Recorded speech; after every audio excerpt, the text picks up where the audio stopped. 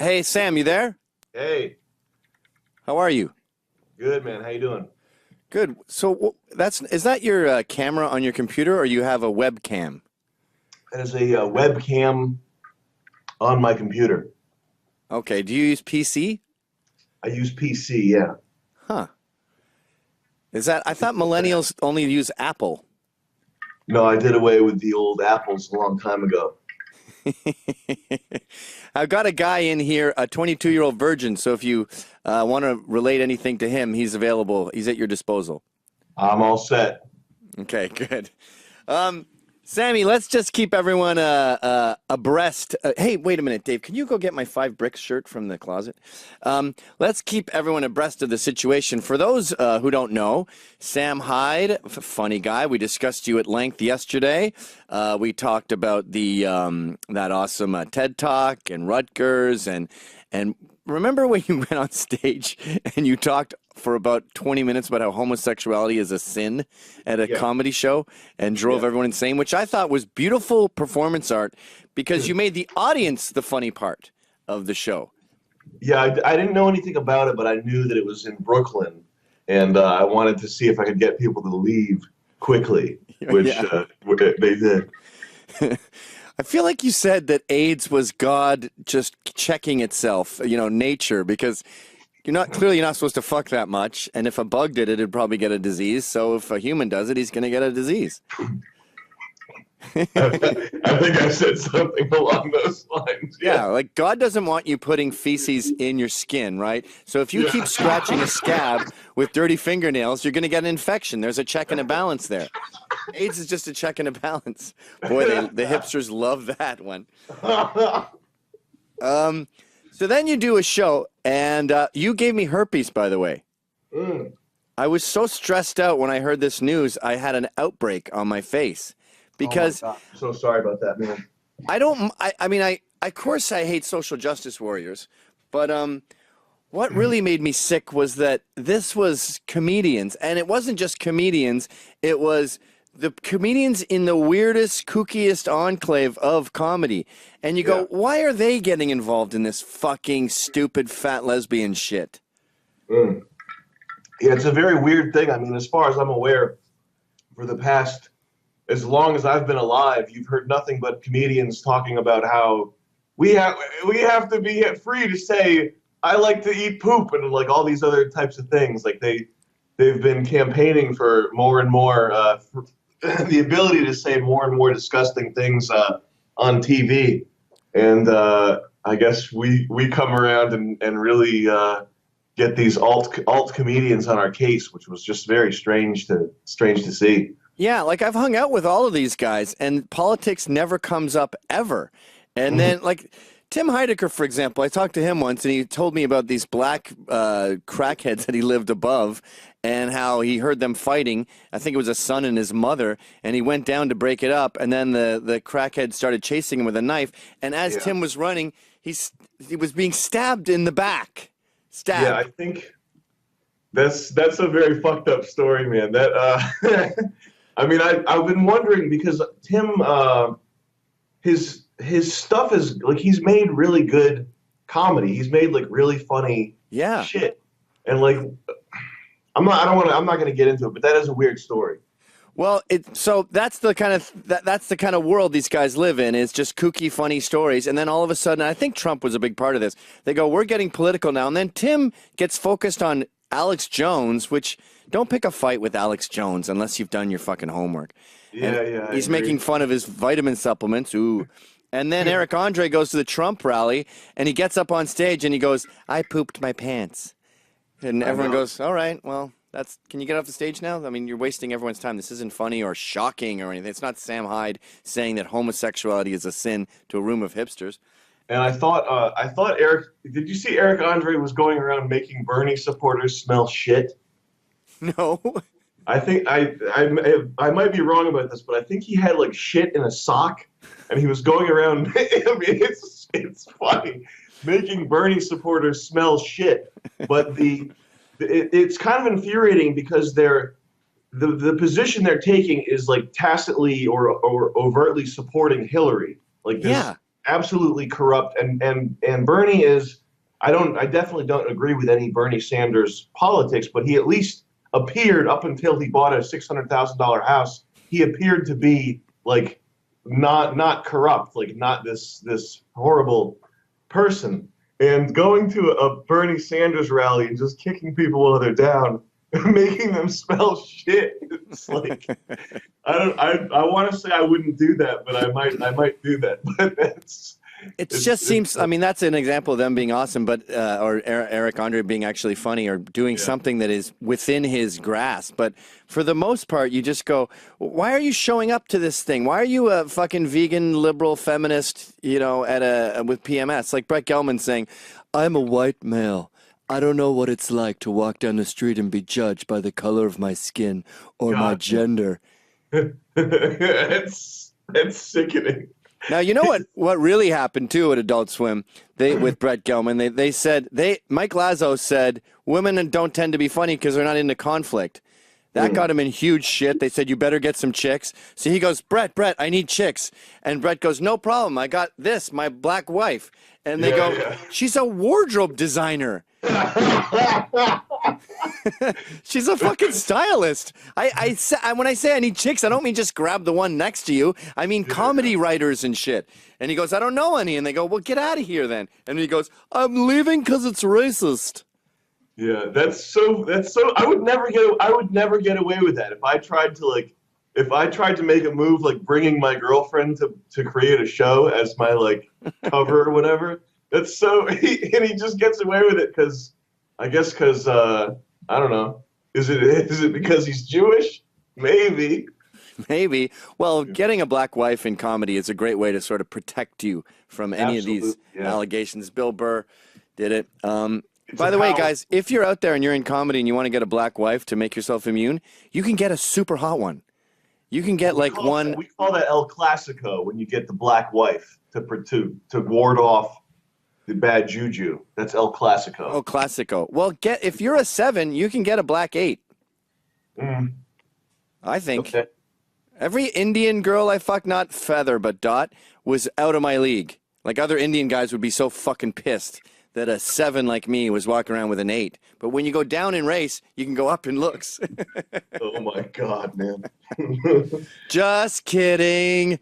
I think Elliot Rodger would have a few things to say about that. Right. So this guy, Joe Bernstein, who just seems like a vindictive little cunt. He tried to take down Patton Oswalt years ago because Patton stood next to Nick Bougas once. Yeah. Do you know about that? I don't know anything about Nick that. Bougas is a cartoonist, and they've discovered that he drew that anti-Semitic cartoon of Shylock Jew with the big nose. Is he A. Wyatt Man? Yes. Oh, no shit. Yeah, that's Nick Bougas, and he did cartoons for Answer Me. So Patton Oswalt was a big fan of Answer Me. Oh, there's that cartoonist. So he stands next to him. Huge controversy. So Bernstein, what's his name? Joseph Bernstein? Joe Bernstein? Yeah. He does this big, long expose, and then it ends with a picture of Patton and the guy. And everywhere went, so? And that was the end of that. I searched my email when this article came out, and I found out Bernstein actually emailed me like over a year ago regarding the thing I did in the gladiator armor. Yeah, TED Talk. And I kind of shrugged him off in a rude way. Like I sent him, I forgot exactly what I did, but I just shrugged him off in a rude way on email like a year and a half ago. And I think that might be where this started. Like I think he's got these people hold grudges for a long time. These people vindictive hold grudges for a long time, if you know what I'm saying. And he really went deep on the old grudge there. Yeah. But I have a feeling time to let some shit go. Years. Pardon me? I said I have a feeling he's going to be following me around for years. Yeah, I think you're right. Well, yeah. I don't mind that there's horrible little shitheads out there who get mad because someone was mean to them a year and a half ago. It's when they're effective that I get herpes, and then I see it going down into the annals of history as, look, the show just wasn't popular. That's business. It's called the free market. It's Yeah. I think it was Michael Ian Black on Twitter. He said to me, yeah, he's a TV exec. His job is to cancel shows. That's what you do. He canceled a show. Are you telling me Michael Ian Black's a libertarian now? He's saying that Adult Swim has the right to associate with who they want to? Yeah, that's the problem. They don't understand that. First of all, how many episodes did Mike Lazo ask for after he saw the first season? 100. 100. That's the free market. If you harass people's employers, that's not the free market. It's economic terrorism. And it's a big deal. I mean, it's a lot of fucking jobs. I would rather be beat up than have my company shut down. Yeah. And that 100 episodes, by the way, now it's isn't that the magic number for TV? Aren't you a franchise then forever? I don't know anything about that. Yeah, that's the deal. Once you break 100, I want to be a franchise forever. You sit back and relax. Yeah. So we're not telling this story very well because I'm assuming everyone has seen it. But after that article made it to the Turner execs, they told Lazo to cut you loose. The 100 episodes are canceled. And there must have the comedy world says good. We got rid of a racist. Even though even the bands have disavowed the show. We didn't know it was so racist. John Mouse has not disavowed the show. Oh, okay. We got one. The other bands did indeed write their letters of contrition saying that they are sorry for appearing on the show, which is crazy. Like they didn't have to do that, and after they did that, they've been getting the same amount of shit from people. Right, like but from your people. No, from the people saying that they're racist for associating with the show. Oh, they still continue to get shit from people. So, what's the point? It's this anti-racism, anti-fucking bigotry movement. The supply is not even coming close to the demand. So once they get a morsel, they just have to fucking inflate it into a ball that they can carry around like a Macy's fucking Thanksgiving Day parade. It's ridiculous and sad. And not once has anyone ever said what sketch they have a problem with. Yeah, the show is really not. I mean, my own personal politics and my Twitter feed aside, the show itself is not like there was no point where we were writing it where we were like, we've got to write this one in order to get this message across. Like it's not a political show, and the racism and sexism in the show is on par with what you would have seen on TV in like 2002. Like it's not like. We're not going 50 years into the past showing like whippings on TV or something. Like it's not right. The kind of thing. I've seen Eric Andre draw swastikas on his show, and he loves them. They should call him Eric Swastika Andre. That should be his nickname. He loves the fucking things. You know, it started when I think a lot of comedians are pussies at the end of the day. They're beta males. They grow up with single moms, and when they get threatened, they get genuinely petrified. Yeah, I know. I agree with that, I think. Well, wait, you grew up with a single mom. Yeah, I'm a recovering beta. I call myself Beta Prime. Are you tough? Well, I did jujitsu. I was a huge fucking pussy. And then I did jujitsu. Do you know Master Chim? No. I did jujitsu for on and off for about 5 years, and that sort of makes it so that you at least have a sense of it's good for being a pussy. Oh, well, that's I would recommend it. That might help our 22-year-old virgin here get laid. Should we sign him up? Probably, yeah. That sounds reasonable, right, Jack? Yeah, I found a PDF of like 29 ways to increase your masculinity. One of them was jujitsu and like kung fu, preferably jujitsu. I found a PDF. Yeah. Well, in all seriousness, it gives you a sense that you know what you're doing in the physical world. It's kind of like if you've never skateboarded or surfed before, and it kind of makes it so that walking around you are like a good skateboarder, if that makes any sense. Yeah, I get what you're saying. Yeah. And I feel that way about not beating off. Do you beat off, Jack? Not since the Proud Boys movie. Oh, good. 4 days in. That's It hurts wonderful. my singing voice, though. I can't hit high notes when I don't jerk off because, you know, the well, testosterone pentatonics might fire you if you don't fucking get Your those voice high gets notes. deeper when you don't do it. Sorry, Sam. So what's the plan now? I want you on Compound Media. I want you to have a show on this network. We're gonna try to pitch some movies and shows to I believe Amazon, and we printed a book called How to Bomb the U.S. Government, but it's sold out. We sold all the copies, so that's very good. That looks like it's more expensive to mail than it is to buy.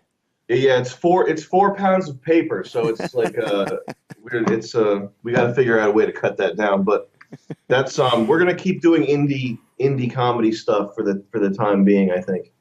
Yeah, well, the bright news, the bright side of all this is that we can't be fired anymore. That is very true. I had Ben Garrison on yesterday and Roosh V on today, and all these different people that come on the show that have been outcast from society. But you realize your society you made is a complete fucking mess, and ours has more money and more people in it. Like you go on Alex Jones, and 1 million, 2 million people see your appearance and want to buy your book. You go on Anderson Cooper, 100,000 people see you, and no one buys your book. Yeah, no, I think it's a very good time for people like us. It's an interesting time and a good time because the traditional media structures are all waning, and they have been for years now. And it's only going to continue to, as far as media goes, I think it's only going to continue to favor us more and more as sort of independent people. Right on. Well, I wrote an article about all this. It's at tackymag.com today. I highly recommend everyone check it out. And let's stay tuned with Sam. Am I staying on here? No, I meant sort of stay tuned with you for the rest of your life. Okay. All right, man. Hey, can you come back? Can you come back in half an hour for my Canadian show? I think I'd feel like an imposter if I were to do that. What? Why? Because I'm not Canadian. Yeah, we actually go outside of Canada for guests occasionally. Oh, shit. Yes, Well, do it. I commend you.